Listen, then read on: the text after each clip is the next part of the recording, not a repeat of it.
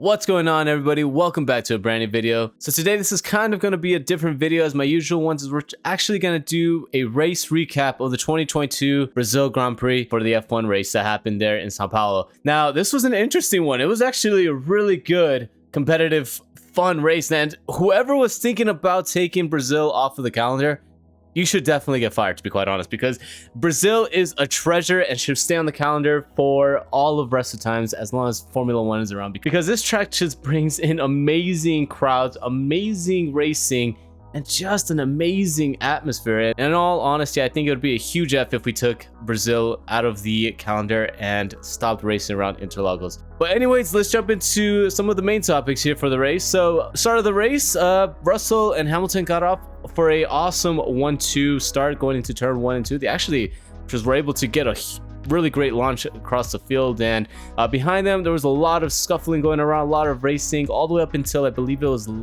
corner 7 and 8, where Daniel Ricciardo got a really good run on K-Mag. Thought he could squeeze himself between the Apex and K-Mag, but just misjudged it big time and ran to the back of K-Mag. Now, it wasn't that big of a shunt. K-Mag only got a little bit of rear damage, and of course Ricciardo got a little bit of front wing damage, but K-Mag tried rolling it back away from the racing line so he avoided getting hit from the field.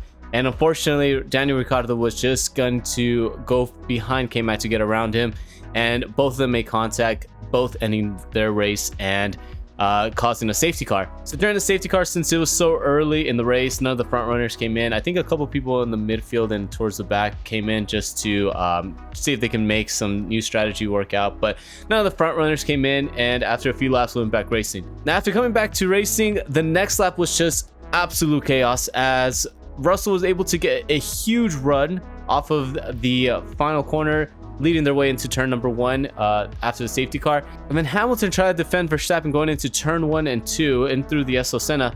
And Verstappen looked like he was trying to defend Perez as well, but it turned into an overtaking opportunity as he goes into the outside into turn number 1. And then going into turn number 2, him and Hamilton go side by side, making contact. After the contact, both of them go wide. Lewis goes into the infield while Verstappen tries to keep it onto the track, but Verstappen gets a front wing damage while Lewis Hamilton got a little bit of bodywork damage on the right hand side. And due to that front wing contact with the side pod of Lewis Hamilton, Verstappen had to come in, change his front wing, and came back onto the track, basically in the back of the field. But that wasn't the only drama that was happening on that lap after the safety car. No. So going into turn number 6 and 7, Norris goes into the inside, tries to make an overtake onto Leclerc, and both of them make contact. And looking back at it, it honestly looked like there should have just been slight contact. Leclerc goes a bit wide, and that should have been it. But I think Norris just hit him in the right exact spot that would make a car turn around.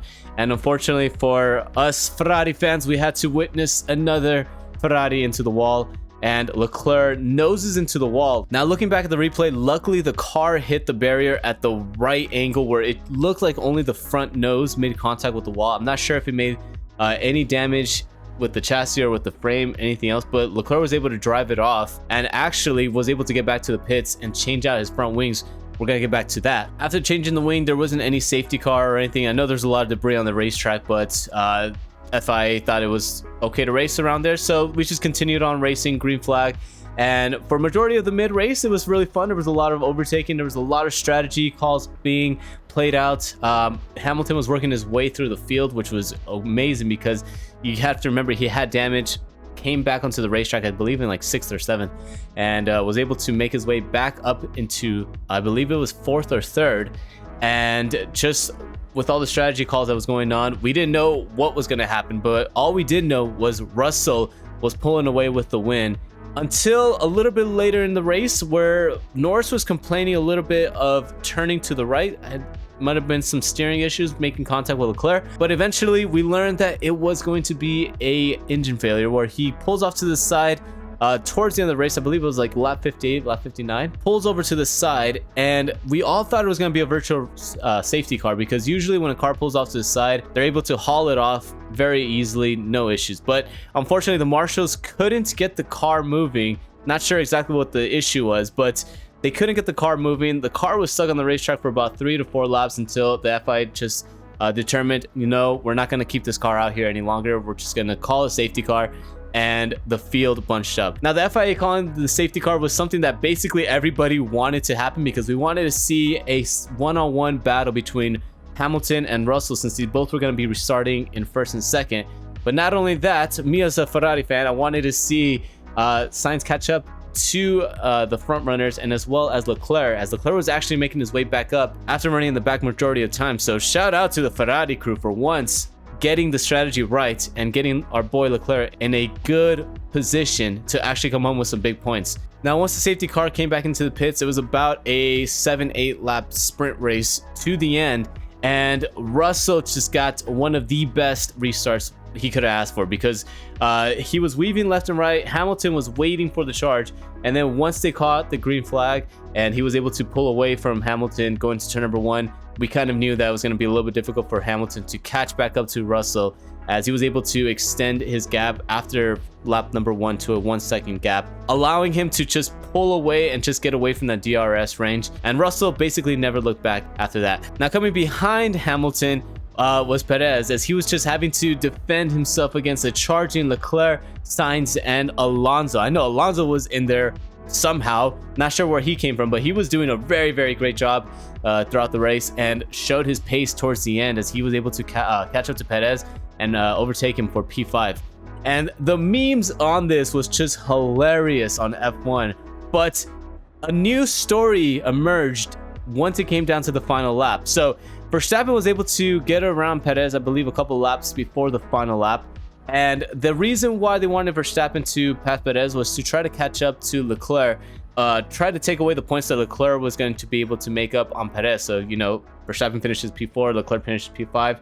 There's a little bit less points that's going to be in between Perez and Leclerc. That didn't happen. So on the final lap, team orders were implemented with Verstappen and Perez, where they wanted Verstappen to let Perez get through, I believe, on turn number 12, and Verstappen just completely denied it.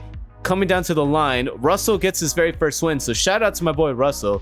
We've been waiting for you to get that first win. We weren't expecting you to get it this year because that Mercedes just looks like absolute, but congratulations, Russell. You were able to prove everybody wrong. And Mercedes, I don't know if they're gonna be this quick next season, but if they can be this quick next season, bring it on, because I want to see a three-way battle for the championship between the 3 manufacturers next year. Now, going back to the Verstappen versus Checo Perez drama, Verstappen never let Perez through, and that actually allowed the gap to become even larger going into his last race at Abu Dhabi between Perez and Leclerc. So we didn't know why Verstappen didn't let Perez through. A lot of people on Twitter were speculating that maybe Verstappen didn't hear the radio message.